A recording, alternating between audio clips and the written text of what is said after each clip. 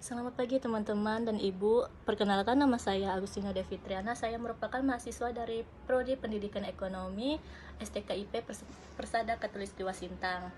Kali ini saya akan menjelaskan tentang pertumbuhan dan perkembangan serta aspek dan contoh konkretnya.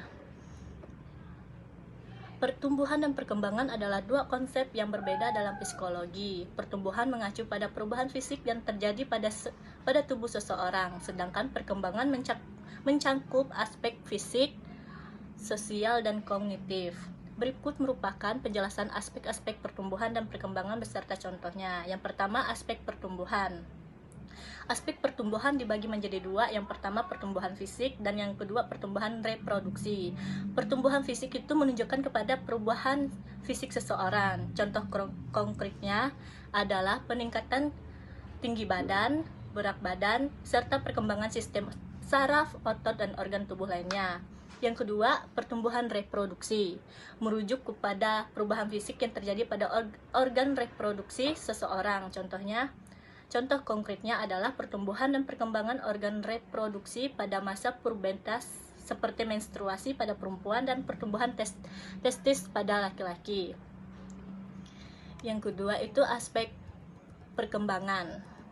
Aspek-aspek perkembangan memiliki 3 aspek. Yang pertama perkembangan fisik, yang kedua perkembangan kognitif, dan yang ketiga perkembangan sosial. Perkembangan fisik mencakup pada perubahan dalam ukuran, kekuatan, dan kemampuan tubuh. Contoh konkretnya adalah anak belajar berjalan, berlari, mengangkat, dan memegang benda-benda. Yang kedua, perkembangan kognitif mencakup seseorang untuk memahami, memproses, dan memecahkan masalah.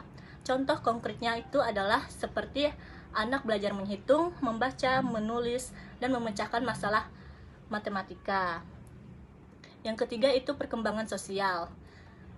Itu mencakup kemampuan seseorang untuk berinteraksi dengan orang lain dan memahami norma-norma sosial.